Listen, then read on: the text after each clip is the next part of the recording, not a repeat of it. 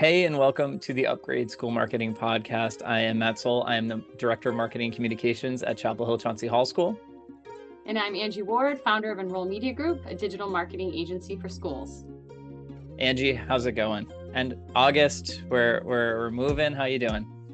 Doing great. Yeah, we are on the tail end of summer. It's been flying by, but a lot of good things going on, especially in the school world right now, gearing up for fall. So it's an exciting time. How's everything going with you over at Chapel Hill Chauncey Hall? Everything is good. You said the full name. That was good. You CHCH, Chapel Hill. Okay. We have a very long name to type out or to say. Yeah. Good. We're feeling it. I just was talking to someone about how this week is like the week I feel like of everything is, you have all your summer projects and all your things, and all of a sudden you look and, registration is around the corner and open houses. So we're feeling the start of the school year in the excitement and on the crunch to get everything ready and get everything done. So Yep. it's coming whether we're ready or not. So we're going into it. That's exactly right.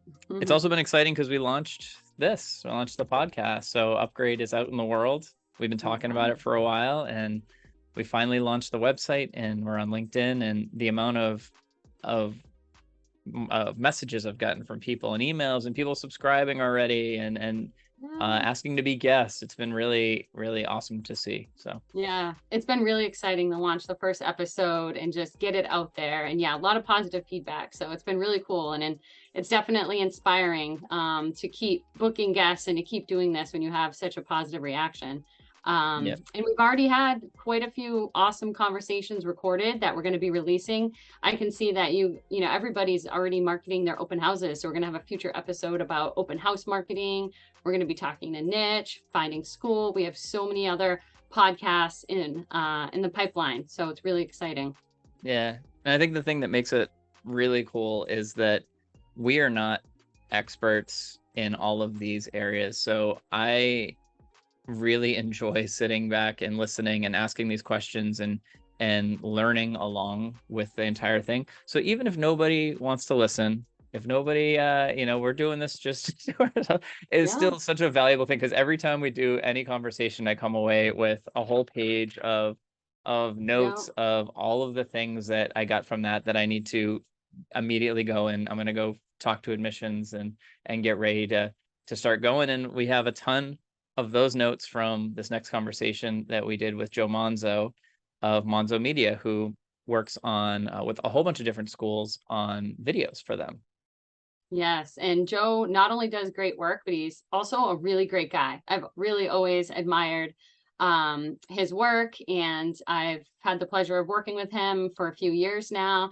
And he has a lot of great, but not overwhelming advice for schools who need to tackle various video projects. So it's a great conversation with Joe that we had.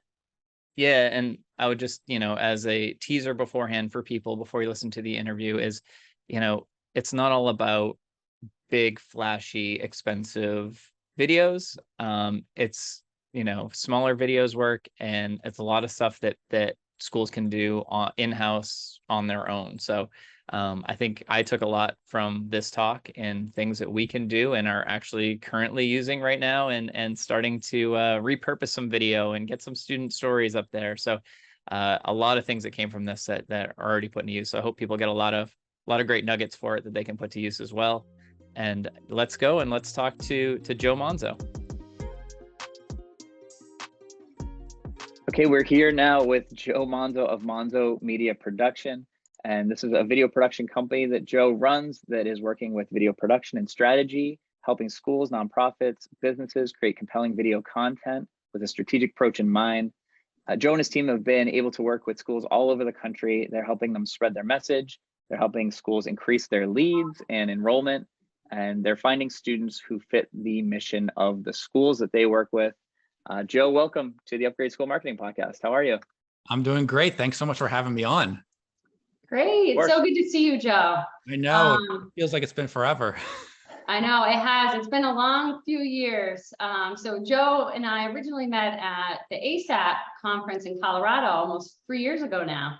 And I just remember really being drawn to you because as a fellow entrepreneur. We were able to just connect at this conference, talk about school marketing, and we just really hit it off then. So it's so good to have you here and see you again and have you on the Upgrade School Marketing Podcast. Yeah, well, thank you for thinking of me, and I'm excited as well. And those were good days. That was a great conference, and I really enjoyed my time there and meeting you as well. Great. Great. So Joe, the center of our focus today is about schools and school marketers making videos. So we're going to go through a few different sections. We had, really want to talk about some of the planning that people are doing for the videos, because any good video or video series has to start with a solid plan and where it's going to go and where it's going to live and all of that.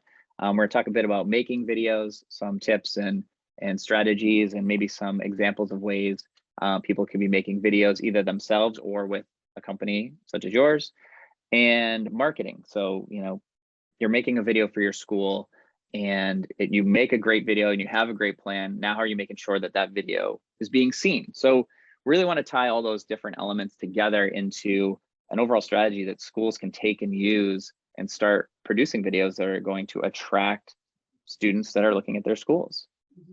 Yeah, so just to dive right in, Joe, when it comes to planning video production, as a school marketer, do you have any tips for our listeners when it comes to getting started and just planning at the very beginning? How do you get started with something? It seems like such a big undertaking to produce a video. So are there any kind of tips or questions or strategies that you have for schools as they're considering getting a video done for marketing purposes? Yeah, absolutely. Well, I think from like a high level perspective, you definitely want to look at, kind of like, what does your marketing funnel look like? Where are they going? Where is that first introduction of your school coming from? Is it from a Google search? Is it from Facebook, another social media platform? Is it from a referral that takes you to a website? What does that look like? And then from there, you're going to be able to start kind of figuring out like, okay, at this point, maybe this is where we are able to add some video content. And I'm actually a pretty big component of utilizing a multi-video strategy, because a lot of times what organizations will do is they'll make their one video, they'll kind of wipe their hands clean and be like, all right, on to the next thing. But what's been happening, especially in the last few years, is parents have more questions, students have more questions, as students start to, potentially become more involved in the enrollment process as well. It's like, okay, you can't always cram every information into just one video. So it's like, okay, maybe you're focusing on the one video right now, but what can we potentially plan to film, plan to capture for potential future videos? That's going to be kind of like a big piece as well, because it's going to save you a lot of time, or it's going to save you a lot of energy, and it's going to, potentially save you a lot of money as well. So thinking of from that perspective, and each of those videos then play a piece into the funnel per se, mostly on that top level funnel, but it's really, it also creates opportunities to tell a variety of different stories about your school, because schools, one of the beauties about schools is there's so many opportunities to tell different stories, and so that would probably be the biggest thing that I would recommend from a strategy level and a potentially planning level. Yeah, got it. And just following up on the strategy too. So you find out, top of the funnel, you're trying to get a storytelling campaign in, and maybe you decide on a series, which is interesting to hear you say, because I definitely have heard from schools that have invested a lot of time and a lot of money on like the 3-minute big introduction video, which they can be very expensive for, depending on production. There's a wide range in production costs, but and there's been, good feeling about them, and they live on their homepage and they do that. But I've also heard from people that, sometimes they feel a little bit of a letdown from that, to say, we did all this and it's on the site, and yeah, people click through. But one of the things you learn when you start to get into video, like analytics, when you're starting to put videos on YouTube, is the watch rate on videos is pretty low. I don't know, like what you've seen in that, but it's And a lot of times, like, people are checking in for a few seconds. Some make it, 30 seconds to a minute in. Not many people are making it to the end of a 3 to 4 minute video, I would believe. Yeah, there could be a couple reasons for that. It could be just based on, how the video is produced. If you have a lot of distractions, if you don't have, kind of like that eye-catching first, 3 to 10 seconds, that could potentially be a reason why people aren't watching the whole video.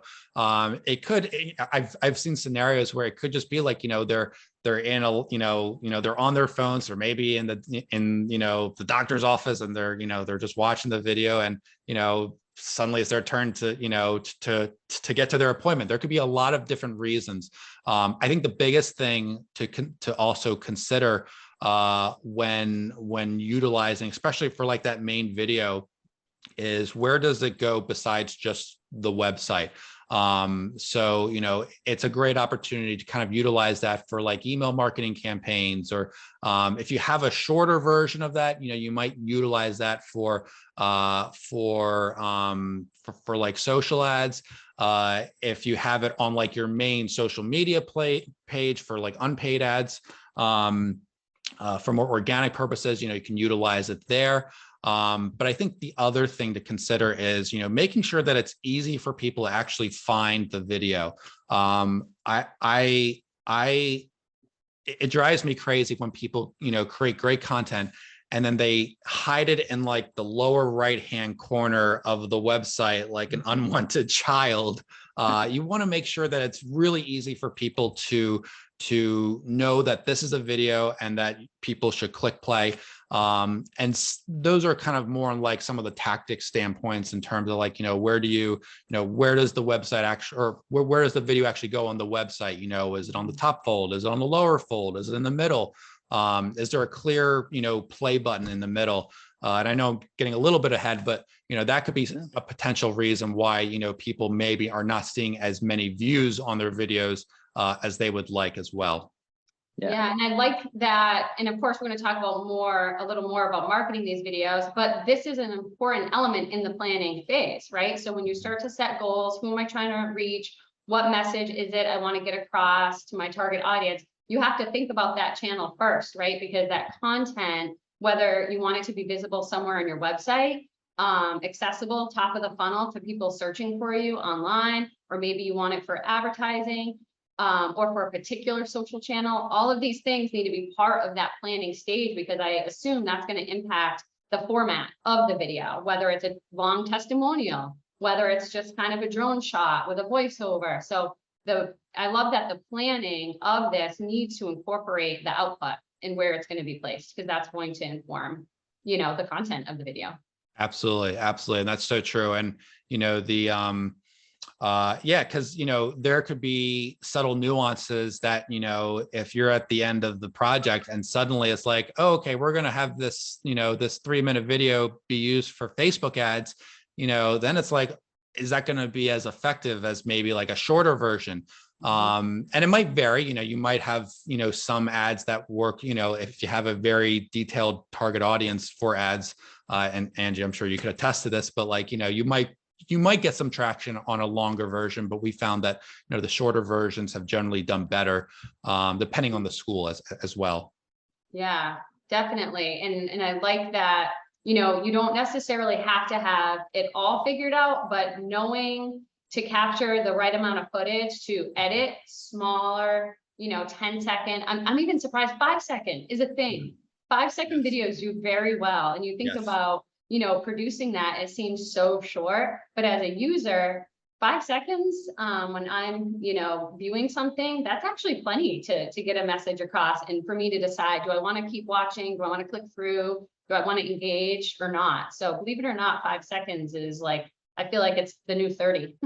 There's this new term called micro content that's starting to get really popular, and I love it. I think there's a lot of opportunities there for schools to utilize, untapped footage that they can use for, micro content to kind of for more like lead generation. Can you explain what micro content? Can you explain what that is? What micro content is? Yeah, well, so as its name suggests, it is a micro piece of content that can range anywhere from the 5-second mark to the 30-second mark, generally closer to like 5 to 15.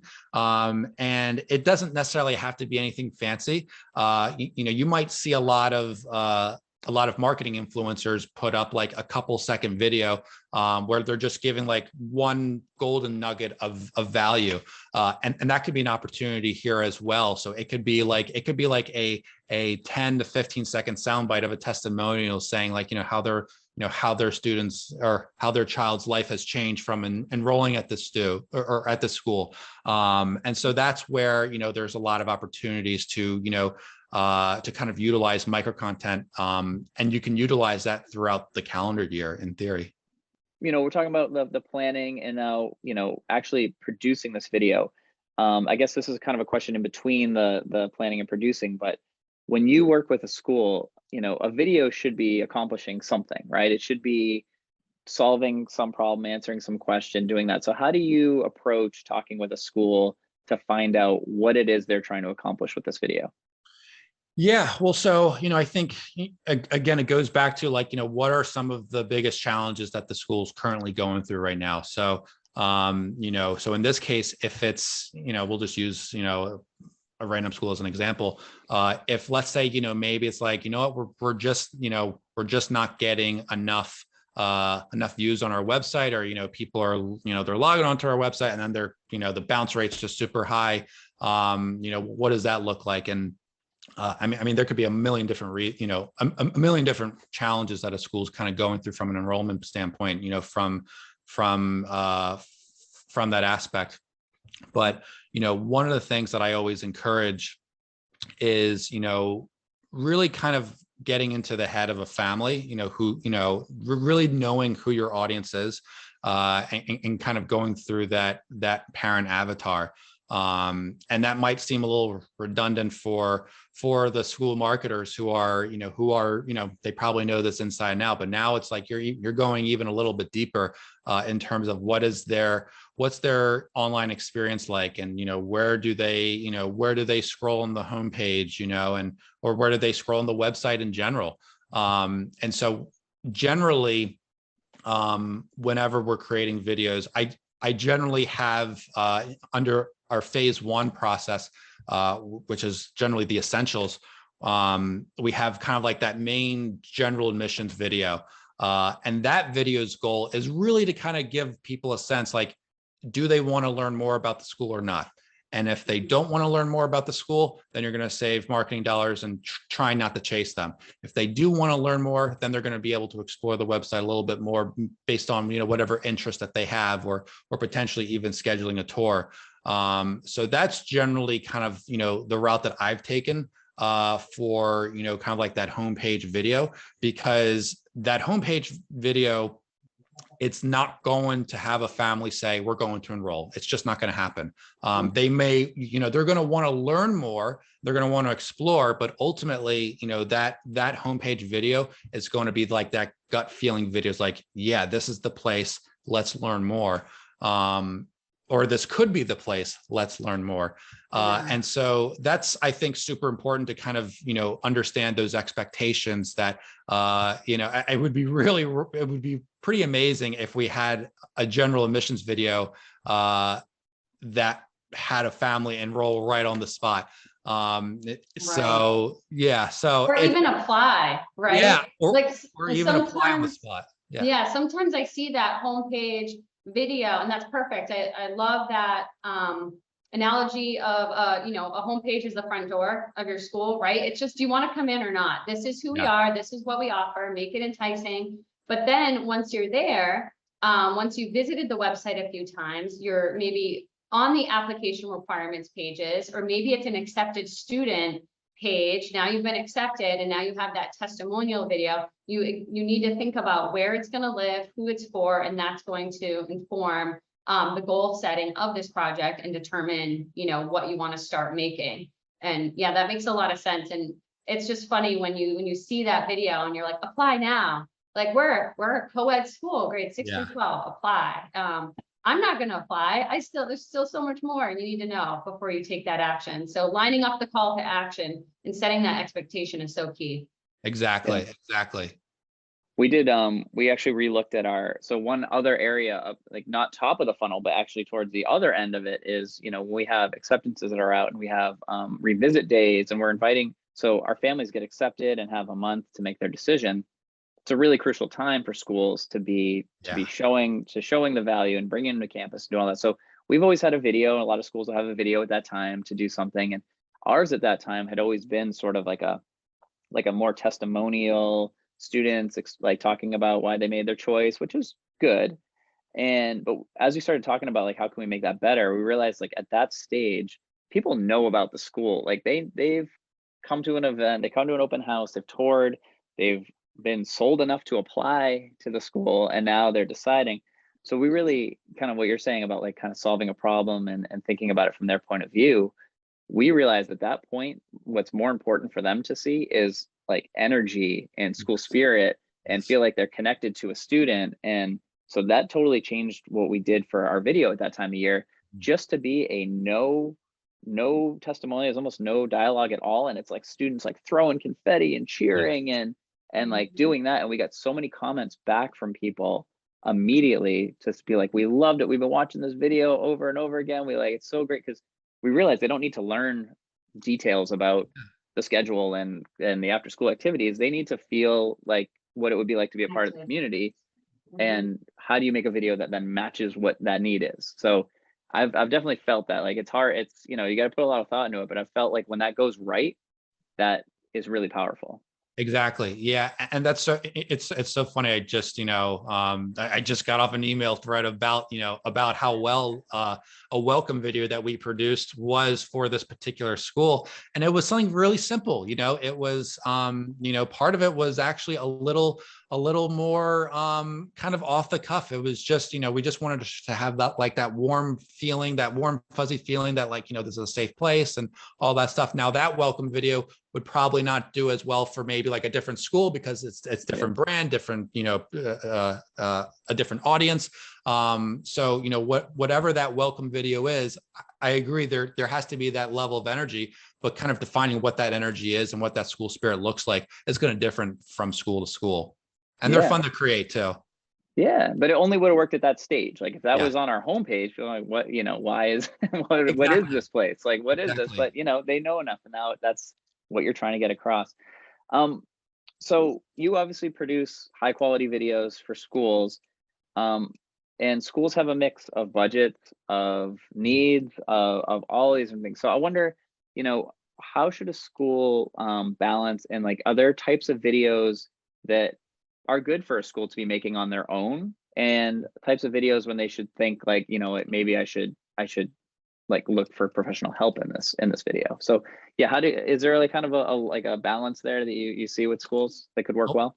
Oh, absolutely. So I think from a retention standpoint, there's a lot of cool opportunities for kind of more DIY style videos where you're really kind of getting the behind the scenes of, maybe there's something really fun going on in a science class, or maybe there's a really cool field trip going on, or really just kind of diving into like the behind the scenes of, what's going on inside a classroom. And that's going to do a couple things for retention purposes. It's going to build that trust with the current families, because, you're going to come across more transparent. And that's also going to get the parents to feel like, oh, that's so fun. That's so great that they're actually able to see what their kids are actually are learning inside the classroom. So that would probably be one where, and at that point, those families already know you. So you don't necessarily have to put your, you don't need all the fancy lighting or cameras. That could even be something you use on your smartphone. I have no qualms with that. I think that's a phenomenal opportunity. Generally, what I recommend when you're, trying to balance, like, when do we do stuff DIY and when do we, hire this out or get something more professional, is that, it's kind of more like the enrollment piece for like new families, because now you have to put your best foot forward. You want to make good first impressions, because those first impressions really matter. Whereas, and it's not to say that, long lasting impressions don't matter too, but But at that point, from a retention standpoint, you don't necessarily need to have all the fancy camera gear. Keep it simple, keep it real. Also from like a logistical standpoint, it wouldn't really make sense if a school called me up and say, hey, there's this really cool science experiment going on today. Are you able to, come by and shoot for, 20 minutes? And it wouldn't make sense from that perspective. So that's generally how I would kind of probably divide it up a little bit. For retention, you can do stuff more kind of on the DIY side of things, really kind of show those behind the scene elements. And then with the kind of new enrollments, new families looking to join, that's kind of where you would probably get more professional looking quality to really make sure that the messaging is clear and concise. Good. And I think that's works well together too. So, if they see something that's really professional and it does bring them in, we've talked about it a lot of times that we feel like a lot like parents want to click through and kind of see what the experience for current families is looking like. So if they do go to your Instagram page and look at your Instagram stories, or they go through and they see the things that are more just in the moment, day-to-day activities and things that are going on, those things like work really well for them to see and get the message that's professionally made through a video, and then get to see day-to-day, here's what like life in a classroom is looking like, or here's what a student's project looked like, or them explaining this trip that they did. So exactly. I feel like those balance well. They do. They really do. I'm wondering too, if you pay for the professional production, like Monzo Media comes in and gets a ton of great footage, makes that kind of homepage sizzle reel welcome video. I wonder if there isn't an opportunity, if you do have the in-house talent, if you're a school marketer that's very comfortable editing, to take some of that stock footage for quick, advertisements down the line or something like that. Is that a common partnership that you would have? Yeah, I mean, it depends on the bandwidth of the school. We're talking to another school about, where they would do something like, exactly as you described, where it is kind of more for that micro content purposes. Gotcha. For a different organization, we tried doing that route, and they just didn't have the technological capacity for it. So they were just like, hey, can you just make like 20 micro content videos? And it was cost effective. So instead of spending money on creating one video, you're now potentially spending that same money to create 20 videos or whatever it is. There's more bang for your buck when you kind of push out more volume per se. But yeah, I mean, if you have the capability to edit in-house, I say go for it. Yeah. Just make sure that your production company is okay with that. From like a rights and deliverable.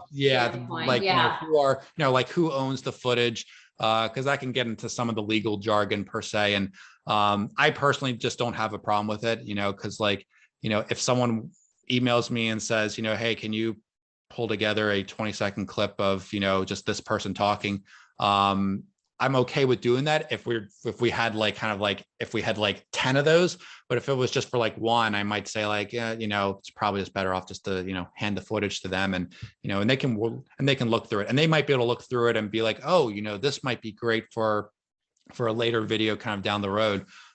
So yeah, I say go for it if you can. Nice. Have you in more of the produced style videos, have there been any trends or like styles you've noticed? Because I know sometimes they have narrations to them, and sometimes they're more conversational, or they're have there been any things that you've seen that are either trends or effective ways that people have produced these videos? Yeah, so I think it definitely depends on the school, and it depends on the brand. So for my school clients and I have two that focus on students with learning differences, we found that it was really, really effective for there to be kind of like that interview and B-roll style approach, because you're really kind of building that social proof. And so that's what I found to be super important. And I personally, that's my favorite route to go. I think in general, families are looking for that social proof. They want to be able to see see the teachers in action, hear the teachers talk, hear what the students have to say. I think it goes a long way, and it is more conversational internally that way. But there are times when, something more narrative is more appropriate. And so like we just created a video about a school's outdoor program, and there was no dialogue. It was just, scripted B-roll and music and sound effects. And, it would be really weird if we, did a, kind of like an interview style approach about, what the outdoor program's like. Oh, we have this and we have that. And it's like, let's just try to feel what this is all about. And I would probably say that the same for the sports realm as well. Yeah, got it. It's like that show, not tell theory that comes into play in some situations. Others, it might not make sense. You need the context. You need to explain. Yeah, absolutely. And it all goes back to just the beginning, which is having the plan and what problem are you trying to solve. Like even the style of the video helps solve that problem. Oh, absolutely. Absolutely. So it all, and that's why you really can't skip out on the planning. Every time that we've had, projects or clients who want to, skip pre-production, or, maybe they've got an idea already in their mind. It's like, well, let's all talk through it, because A, we want to make sure everyone's on the same page. And B, if you fail to plan, you should plan to fail. True. All right, are we ready to talk about marketing these videos a bit more? Because this is the part that I get really excited about. You guys are production folks, but I usually get the assets, right, at Enroll Media Group, and then our job is to market them. And so I'm curious, Joe, what are you seeing as kind of the best way to take these video assets that you're producing, or maybe a school's producing, and actually market them, whether it's on the website or social media channels? What are you seeing as popular formats out there? Yeah, so I think in general, it's definitely varied by the school in terms of like, what's been their most effective platform. We have some clients who've done very well on Facebook. We have, some clients who've done very well on Instagram. I've gotten a couple of, thoughts about like, how do we get great on TikTok? And so I think it's, that's all great, but I think it's, it's one of those things where you want to focus on what's really working and whatnot. And I think the other piece of it too, there's kind of a myth about going viral. The goal should not be to, have 10,000 views after, the first month that you've posted this video, whether it's on YouTube, Facebook, Instagram, whatever. You want to make sure that it's going out to the right people, because, if it's going out to the right people, that's going to increase your conversion rates so much higher than just, throwing it on the wall and just, hoping it works. But I mean, I think from, kind of like a best practice standpoint, a lot of questions I get, particularly for when they want to have the videos on their website is, where do you host them? I'm generally not a big fan of uploading the video directly to the site. It just slows the site down. So I'm a big fan of embedding it either through YouTube or Vimeo. Each has their own advantages. That is probably for another big topic, because there's a lot that goes into it. But it just goes back to that strategy, like, what is currently working for you, and how can we really optimize that for the client and for the school. So it will in general vary, to be honest. Yeah, I see that a lot too. And I love a couple of things. One, embedding. Yes, you want that somewhere else. Video or YouTube makes complete sense. I personally love YouTube because, I mean, you can hide it, right? So it can still be on your website and not visible on YouTube. But I do love when it's on YouTube as well, because, it really helps SEO. It's the second largest search engine in the world. And you can really optimize these videos for greater search visibility when they are hosted on YouTube. So I do recommend that. I know Chapel Hill Chauncey Hall does a great job of kind of organizing your videos on, different playlists and whatnot. But you also mentioned something else, Joe, and that was conversions. So I love that it's not all about creating content that's going to go viral. So it goes back to goal setting, target audience. What action do you want those folks to take? Because personally, a bunch of people watching a video doesn't do you a whole lot of good if they're not taking any action. from that. So I do like that you had mentioned conversion. So something as simple as setting up conversions for whether it's the completion of the video, clicking through to the landing page, filling out the form as a result, setting those conversions up in YouTube Analytics, Google Analytics, or even your CRM if you're sending it through emails. That's so important to do. And so I think that was worth just reiterating right there when it comes to marketing the video, is make sure you have a measurement plan in place. Absolutely. Absolutely. And that's something that, I don't run ads, for any of that stuff. That is, that's Enrollment Media Group's realm. But one of the things that I do tend to help out on from like the more organic side of things is, instead of just handing off the videos and saying like, all right, good luck, I always just try to, kind of come in as a, kind of more of a consultant and be like, all right, let's really nail down like where these videos are going, like, where on the homepage that does it make sense for it to belong. Here are some best practices for uploading it to YouTube, best practices for uploading it to Facebook, LinkedIn, all that stuff. Because, we want to make sure that, people are getting, the most bang for their buck and making sure that they're as optimized as they can be. Great. One other thing too, as you mentioned ads, just triggered a memory of when we had open house videos, a series of them, and we did them as Google ads and Google video ads. One of the things you get from that I wasn't expecting is it will be able to rate your efficiency of each of the videos. So, you have them all running as separate ads. And then you go and you're able to see like this student story had a click-through rate of this. This student story had a click-through rate of this. So that was one of the things I didn't, go in initially seeking that out. But then in the end, we saw like, oh, wow, this student story had double the amount of click-through rates as any of the other ones. People were drawn in by this one. They were connecting to this one. Like, let's bump this one up in our emails that we're sending to people, or let's use this one in a different way. So that sometimes in the ads is another benefit that you get is it gives you like a rating of how effective your things are. It's very real. Like it's based on those numbers. So, and the completion rate too, especially when it's longer, when it's a 30-second, knowing if somebody was more likely to complete one student's testimonial versus the others can really help you, assess from a content perspective what's resonating most with people. Yeah. And I think it can be surprising sometimes what connects. Like it might not be what you think. Like it's not always like, oh, this is the best one. Like this is obviously, but you know what? It was the scenic shot video with this that got more people in and got more people, connecting and coming to the site and signing up. So yeah, so that's another, I don't know, as we talk about video and using it in the marketing sense, I think that's a really powerful way. Joe, I was wondering, are there any mistakes to avoid that you see commonly that schools do with video?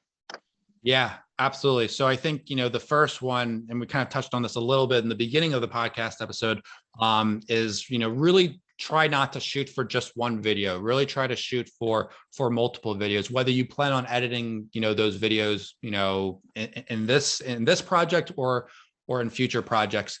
I would definitely encourage everyone to make sure that you're planning for multiple videos. Because you're going to just save so much time, you're going to save so much money, so much energy, and you're going to be less disruptive in the classrooms. So as if let's say you're filming, B-roll for one day, instead of filming B-roll for, 8 days, where you have to go into the classrooms and, it can be a little distracting for the students and teachers at times. So just being efficient with your time, I think, is probably the biggest mistake to avoid. And then I guess, from like a production standpoint, make sure you have great sound, get a lav mic, get a boom mic, something nice, because that could be another reason why people are not completing the video, is if your sound quality is bad. People will forgive bad visuals, but they will not forgive bad audio. So making sure that you have good audio gear. I'd rather say, invest in that first than potentially, like lights or, any fancy camera. And then from a marketing perspective, I would say, a mistake to avoid is, and this is actually kind of like my favorite one, is, understand each channel. So like, don't be putting, a YouTube link of your own content on Facebook, because YouTube and Facebook are competitors that, Facebook's going to say, we don't want to share this as much from an organic standpoint. So yeah, those would be the common mistakes to avoid. and just to, just make sure that you're efficient with all of them. I love that. Those are some great tips for sure. And I feel like we could have a whole nother podcast about the Vimeo versus YouTube conundrum that so many schools are facing. I know. This conversation has been so helpful, Joe. How can people get a hold of you? Yeah, so I'm pretty active on LinkedIn. I'm always giving a lot of great value, so feel free to connect with me on LinkedIn. Check out the content there.